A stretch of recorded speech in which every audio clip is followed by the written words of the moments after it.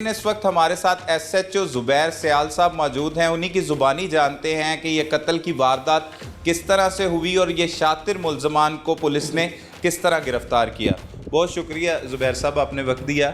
ये बताइएगा कि असल में इतलात कब मौसूल हुई और आपने तफ्तीश का आगाज़ किस तरह से शुरू किया? बिस्मिल्लाहिर्रहमानिर्रहीम।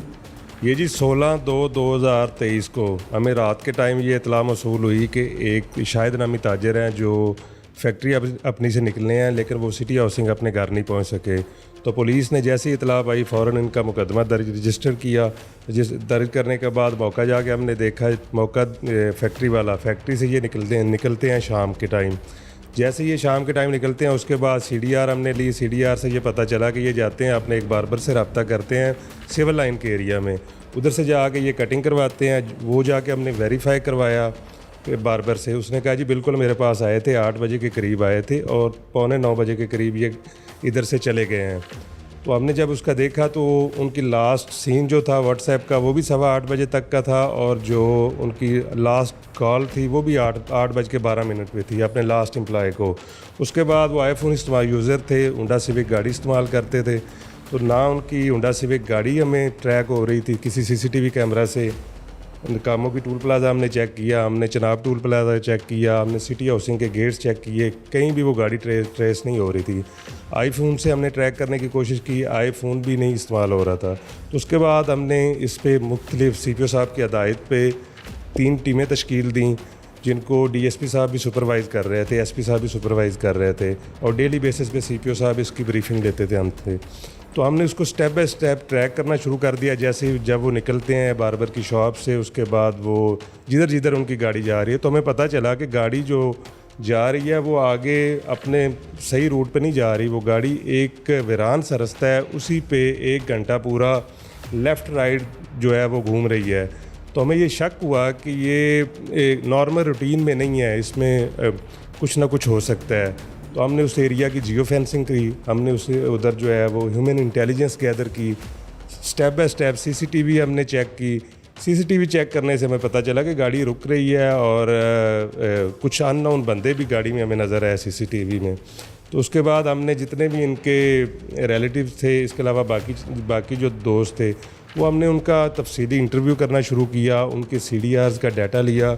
तो CDRs का जब डाटा लिया तो उसमें हमें हैरानकुन तौर पर कुछ बंदों की जो है वो ये मुल्ज़मान की लोकेशन भी उसी जगह पे मौसूल हुई। ये अगवा की FIR पे पुलिस वर्क कर रही है, अभी सिर्फ अगवा है? जी बिल्कुल जी, ये अभी सिर्फ अगवा है। एक ताजर था, वो पूरे चैम्बर की तरफ से तशवीश थी, तो CPO साहब इस पर बड़ी सख्ती से नोटिस लिया हुआ था। तो हम सिर्फ अगवा जो ताजर था अभी तक उसका कोई पता नहीं चल रहा था 8:15 बजे के बाद कि वो किधर गए हैं। तो हम अगवा वाले मामले पे ही तफ्तीश कर रहे थे। तो जब हमने लोकेशन ली उसके बाद हमें पता चला कि इसमें कुछ ना कुछ गलत हो रहा है, क्योंकि कुछ और बंदों की लोकेशन भी मुल्ज़मान की उसी जगह पे थी। तो उसके बाद हमने मुल्ज़मान को ट्रैक करना शुरू किया। मुल्ज़मान जो लाहौर का था, उमर नामी बंदा, तो पता चला कि उसने जो वकूए के टाइम नंबर इस्तेमाल करता था वो नंबर भी अपना चेंज कर चुका है और अपना घर जो है वो घर भी चेंज कर चुका है लाहौर में। उमर तक CCTV कैमरों की मदद से पहुँचे, कैसे पता लगा उमर का? हमने जब इसको फ़रा की लोकेशन जो उसकी भाभी थी मगवी की, उसकी लोकेशन हमने चेक की, उसका CDR चेक किया तो उमर नामी एक आदमी के साथ उसका बड़ा रब्ता था। तो हमने उसका मोबाइल भी चेक किया तो मोबाइल में उनकी इकट्ठी तस्वीरें थी, जिसको ये क्लेम करती थी फ़रा बीबी कि वो मेरे खामिद हैं, मैंने निकाह किया हुआ है उनको। तो हमने उनका नंबर हासिल करके उनका डाटा लिया तो वो भी उसी जगह पे लाहौर नहीं थे बल्कि गुजरांवाला पे, जिस जगह पे गाड़ी जो है वो गुम हो रही है उसी जगह पे पाए जा रहे थे। तो उसके बाद हमें तशवीश हुई। तो जब हमने उसका डाटा लिया उनके नंबर का, तो वो नंबर जो है वो बंद मतलब जो है वकूए के बाद बंद आ रहा था नंबर। तो इस पर हमें ज़्यादा जो है वो तज्जब हुआ कि क्यों नंबर बंद किया है। तो हमने अपने तौर पे उसका घर का एड्रेस पता करवाया, घर से चेक किया तो पता चला कि वो घर भी अपना चेंज कर चुके हैं। तो उसके बाद जी हमने ये सारे जो करैक्टर थे जो हमें डाटा से और ह्यूमन इंटेलिजेंस से पता चले, उन सब को हमने पकड़ा है जी। पकड़ के तो उन्होंने अपना इकरार किया कि हमने उसी रात को जैसे ही वो बार्बर शॉप से निकला है हम उसकी गाड़ी में बैठ गए हैं। ये उमर और शहबाज ये बैठ गए हैं, फ़रा जो थी ये अपनी गाड़ी में थी। तो उसके बाद ही उन्होंने जो है वो 1 घंटे के अंदर उसको मर्डर कर दिया है। मर्डर करने के बाद ये फ़रा जो है ये मास्टर सिटी में इसका रिहाइश है। तो इनका ऑलरेडी प्लान ये बना हुआ था, दिन टाइम भी ये इकट्ठे थे वकूआ से पहले भी, कि जब हम इसको मार देंगे, मारने के बाद उसकी डेड बॉडी जो है वो बिल्कुल मलिका उसके घर के साथ एक अंडर कंस्ट्रक्शन घर था, उसी में रात के वक्त हम उसको छुपा देंगे ताकि किसी को पता नहीं चलेगा। तो मुलज़म इन्होंने वकूआ करने के बाद, मारने के बाद मास्टर सिटी ये गए हैं, उधर जाके इन्होंने डेड बॉडी जो है वो उसकी तदफीन कर दी है। और गाड़ी का जो शायद की गाड़ी होंडा सिविक थी उसका नंबर इन्होंने चेंज किया है। नंबर चेंज करने के बाद ये उमर जो है ये लाहौर लेके चला गया गाड़ी को, और ये मुख्तलिफ पार्किंग प्लाजाज में नंबर चेंज करके उसको 10-10 दिन के लिए खड़ा करता रहा है।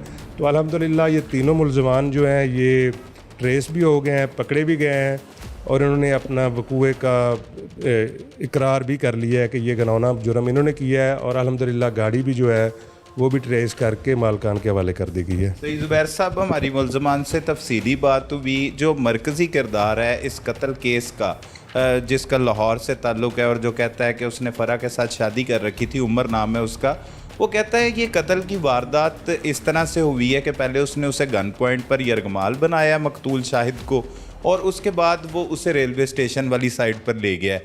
वहाँ पर जाके फ़रा को भी बताया, उसने कहा कि फ़रा को मैंने देख लिया है और कन्फ्यूजन हो गई है। फिर फ़रा से इसने जाके बात की है, फिर फ़रा आगे आई है उसके बकौल कि वो कत्ल उमर ने नहीं बल्कि फ़रा ने उसे जो है यहाँ पर गोली मारकर कत्ल किया है, और बाद अज़ां फिर इन्होंने लाश की तदफीन की। असल में हक़ाइक़ क्या है, असल हकीकत क्या है? हकीकत ये है जी, ये फ़रा और उमर इन दोनों की मेन प्लान था। इन्होंने प्लान किया ताकि हम इसको मार के उसकी जो भी प्रॉपर्टी है और हमारी जो भी प्रॉपर्टी है जिसमें ये रुकावट है तो वो प्रॉपर्टी अपनी हथिया लेंगे। तो उन्होंने ये प्लान किया उसको मारने का। इनको ऑलरेडी पता था कि वो जुमेरात वाले दिन जुमेरात को वो बार्बर शॉप उसी पे ही आते हैं और इस टाइम पे आते हैं। तो ऑलरेडी इन्होंने शातिर थे मुलज़म, इन्होंने किसी नंबर पे रब्ता नहीं किया बल्कि एक और मुलज़म को साथ मिलाया ताकि मारने के बाद उसकी बॉडी को डिस्पोज करने के लिए किसी और बंदे की भी ज़रूरत होती है। तो तकरीबन ये 1 घंटा वेट करते रहे। वेट करने के बाद जब वो आया मगवी और अंदर चला गया बार्बर शॉप में, तो ये दोनों उमर और शहबाज ये फ़रा की गाड़ी से उतर के ये बिल्कुल पास खड़े हो गए हैं उसकी गाड़ी के। इस इधर वो बयान देता है उमर कि सिर्फ वो गया है और उसने असला के ज़ोर पर उसे गन पॉइंट पर कहा है कि गाड़ी चलाओ मकतूल को, और फ़रा और जो शहबाज है वो एक गाड़ी में पीछे मौजूद थे, फ़रा की गाड़ी। मुलज़म अब जो मर्ज़ी के हैं, लेकिन हक़ाइक़ यही हैं कि ये दोनों गए हैं गाड़ी में जाके। जैसे ही वो अपने बार्बर शॉप से निकला है, गाड़ी अनलॉक करके मगवी बैठा है, तो ये दोनों उधर बैठ गए हैं। तो गन पॉइंट में इन्होंने उसको हॉस्टेज बनाया है, बना के फिर इन्होंने उसको कत्ल कर दिया है। कत्ल करने के बाद ये तीनों शामिल थे और इन्होंने फिर उसकी बॉडी को उधर जाकर डिस्पोज किया है। और फिर मुलज़िम ये भी कहता है उमर के फ़रा ने अपने बंदे से तलाक ले रखी थी और 1 साल पहले इसके साथ निकाह कर लिया था। ये ऐसे कोई हक़ाइक़ हैं आपके पास या इसमें कोई सदाकत है? ऐसी बात नहीं, हमने जी पूरा इसको जब हम मगवी को तलाश करते रहे तो हम बिल्कुल डिटेल से इनकी फैमिलीज़ का इंटरव्यू करते रहे। हमने आज़म जो इसका फ़रा का खामिंद है उसका भी इंटरव्यू किया है, फ़रा का भी इंटरव्यू करते हैं। तो तलाक वाली बात किसी इंटेरोगेशन में इन्होंने नहीं की, बल्कि ये कहते रहे कि आज़म ही मेरा खामिंद है, फ़रा का बयान था।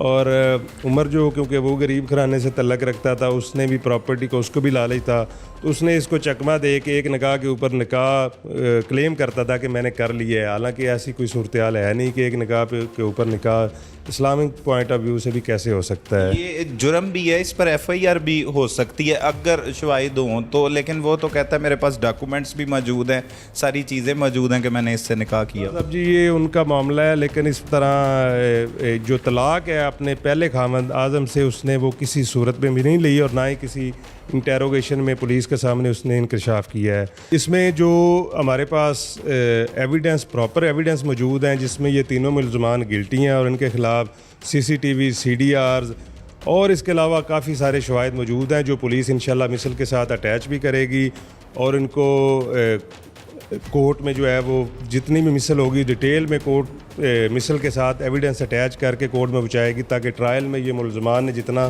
घिनौना जुर्म किया है वो इससे बच। और मुद्दइयों से भी मेरी रिक्वेस्ट है कि जितना बड़ा इन्होंने जुर्म किया और घिनौना जुर्म किया है उसमें वो इन मुलज़मान को बिल्कुल कैफ़रे किरदार तक पहुंचने दें और ट्रायल में प्रॉपर हिस्सा लें ताकि ये एक मिसाल के तौर पर पेश हों कि मुद्दइयों ने माफ़ भी नहीं किया और कोर्ट ने इतने एविडेंस होने के बावजूद उनको प्रॉपर सज़ा दी है। सोसाइटी के लिए एक अच्छा मैसेज जाएगा अगर मुद्दई इसको माफ़ भी नहीं करते और कोर्ट इसको प्रॉपर ट्रायल करती है जी।